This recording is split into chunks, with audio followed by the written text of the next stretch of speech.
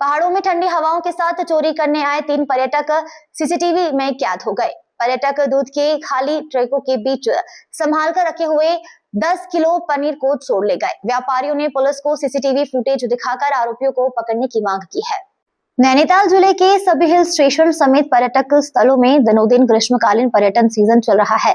मैदानी क्षेत्र में उमस भरी गर्मी से बचने के लिए पर्यटक पहाड़ों में ठंडी हवाओं का लुत्फ उठाने के लिए पहुंचते हैं। भीमताल से भलावी मार्ग स्थित पेट्रोल पंप के पास एक दूध की डेयरी में चोरी की वारदात सीसीटीवी कैमरे में कैद हो गई। दुकान के बाहर रखी दूध की भरी और कुछ खाली ट्रकों में से 10 किलो पनीर का बैग चोरी करने की घटना कैमरे में कैद हो गई है।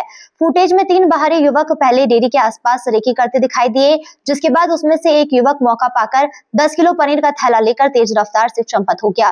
पूरी वारदात कैमरे में कैद हो गई, जिसे भीमताल पुलिस को दिखाया गया। व्यापारियों ने पुलिस से मामले की शिकायत करने के साथ कार्रवाई की मांग की है। हमारे संज्ञान में आया सुबह 7:03 के लगभग दुकान के पास पर्यटक आए। आनंदा हमारी एजेंसी है भाई की, उसकी दुकान के पास आए और उन्होंने इससे आगे पेट्रोल पंप के पास अपनी आर्टिगा गाड़ी खड़ी करी है, जैसा कि हमें प्रतीत हुआ है कैमरों से।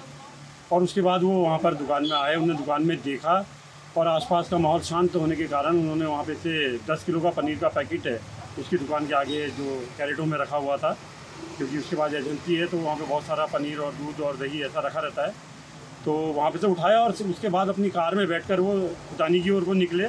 हमने मेहरा गांव तक के सीसीटीवी कैमरे चेक करे लगभग तो आर्टिका में जाते हुए दिखाई दे रहे हैं, परंतु उसके आगे हमें अभी कोई सफलता प्राप्त नहीं हो रही है।